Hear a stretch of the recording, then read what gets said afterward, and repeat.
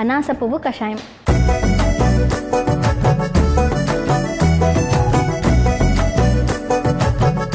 అనాస పువ్వు కషాయం తయారు చేసుకోవడానికి కావాల్సిన పదార్థాలు ఏంటో చూసేద్దాం.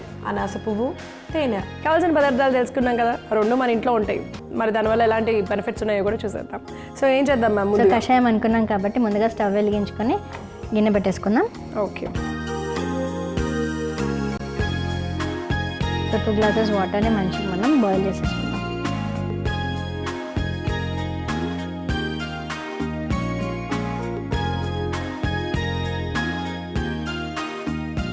ఓకే. సో ఇప్పుడు చెప్పండి మ్యామ్, బిర్యానీలోకి అసలు ఏవో రకరకాల సువాసన భరితమైనటువంటి దినుసులను ఉపయోగిస్తూ ఉంటాం కదా, అవి జస్ట్ సువాసన కోసమే అని మాలాంటి వాళ్ళు అనుకుంటూ ఉంటారు. సుగంధ ద్రవ్యాలు అని అంటారు, కానీ అవి ఎంత సుగంధాన్ని ఇస్తాయో దాని వెనక అన్ని ఆరోగ్య రహస్యాలు ఉన్నాయి. మనం ఒక్కొక్క ఐటెం తీసుకున్న, బిర్యానీ ఆకు తీసుకున్న, స్టార్ అనేసెస్ అంటే ఈ అనాస పువ్వు తీసుకున్న, జాపత్రి తీసుకున్న, ఏవి తీసుకున్నా కూడా అవన్నీ కూడా ఇమ్యూన్ బూస్టర్స్ అనమాట. అంటే దాంట్లో మనం అన్ని వెజిటేబుల్స్ వేసుకుంటాం.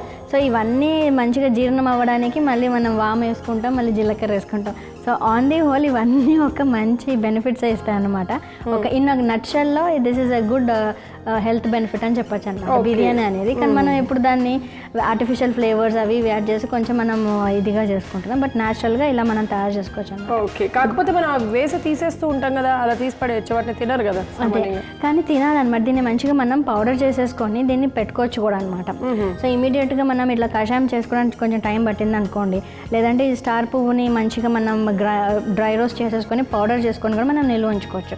అది జస్ట్ హనీతో తీసుకున్నా కానీ మనకు బెనిఫిట్స్ వస్తాయి. సో ఇక్కడ బాయిలింగ్ పాయింట్ దీనిలో మనం 3 నుంచి 4 వరకు వేసుకుందాం. 3 నుంచి 4 వరకు. ఓకే. 1 2 3 4.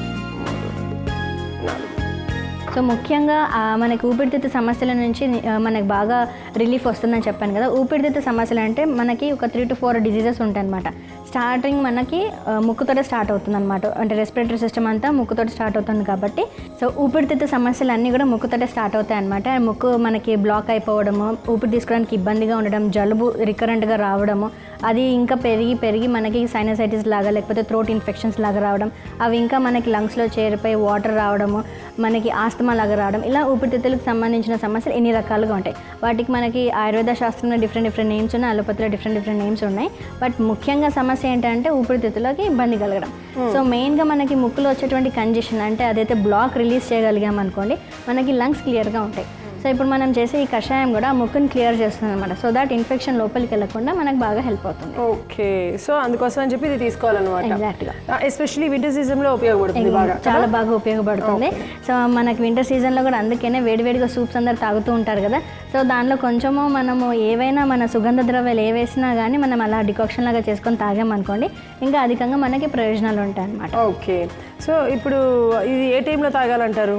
సో ఇది ఔషధం లాగా తీసుకోవాలి అని అంటే మార్నింగ్ ఎంటీ స్టమక్లో తీసుకుంటే బెటర్ ఆప్షన్. లేదంటే సాయంత్రం ఈవినింగ్ టైంలో కూడా తీసుకోవచ్చు. ఎందుకంటే మనకి చలికాలంలో కానీ ఎక్కువగా అంటే మనకి ఏవైనా అన్యాచురల్గా క్లౌడీ సీజన్ ఉన్నప్పుడు మనకి ఆ చలి ఎక్కువగా ఉండడం వల్ల మనకి ఇబ్బంది పడుతుంది. సో ఆ టైంలో కూడా మనం తీసేసుకోవచ్చు. సో ఇది ఊపిరితిత్తు సమస్యలను ఎలాగైతే మనకి చెక్ పెడుతుందో అలానే మనకి రిప్రొడక్టివ్ సిస్టమ్ పైన కూడా దీని యొక్క ప్రభావం ఉంటుందన్నమాట.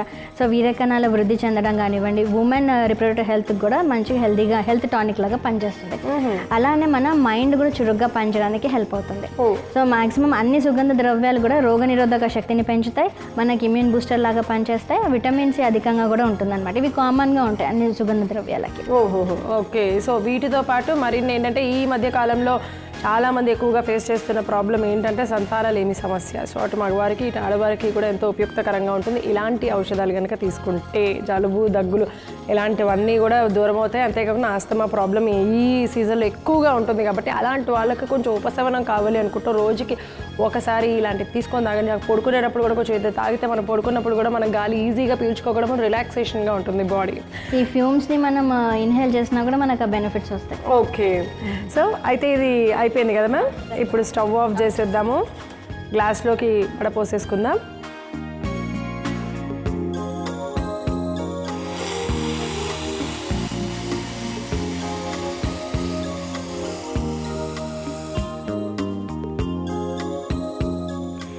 దీనిలో మనం ఏం చేద్దామంటే మనం కొంచెం చల్లారాక వాటర్ అప్పుడు మనం తేనె వేసుకుంటాం.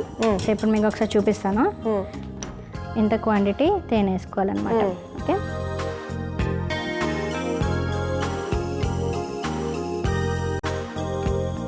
ఓకే, సో అది వేసుకొని మంచిగా కలిపేసుకోవాలి. మంచి రిఫ్రెషింగ్ టానిక్ లాగా కూడా మనకు పనిచేస్తుంది అనమాట. సో డీటాక్సిఫైయింగ్ లాగా కూడా పనిచేస్తుంది. అండ్ సో ఇప్పుడు మనం డిస్కస్ చేసాం కదా, ఇన్ని బెనిఫిట్స్ ఉన్నాయన్నమాట మనకి అనాస పువ్వు కషాయంతో.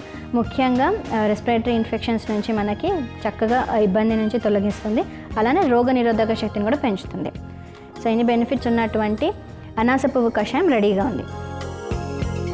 ఓకే, సో చూసారు కదా, అనాస పువ్వు కషాయం అయితే చాలా సింపుల్గా తయారు చేసేసుకున్నాము. ఎవరైనా తీసుకోవచ్చు, మీకు రిలాక్సేషన్, బాడీ రిలాక్స్ అవుతుంది, గాలి కూడా ఫ్రీగా పీల్చేసుకోవచ్చు.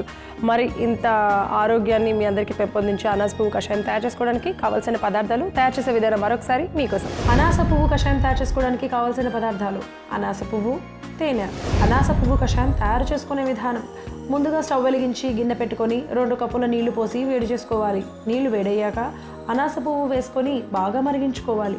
నీళ్లు బాగా మరిగాక స్టవ్ ఆఫ్ చేసి గ్లాస్లోకి వడపోసుకొని మిశ్రమం గోరువెచ్చగా అయ్యాక అందులో 1 చెంచా తేనె వేసి కలుపుకుంటే ఊపిరితిత్తుల సమస్యలను తగ్గించి వీర్యకణాల వృద్ధికి తోడ్పడి మెదడుని చురుగ్గా పనిచేసేలాగా చేసి రోగ నిరోధక శక్తిని పెంచే అనాస పువ్వు కషాయం రెడీ.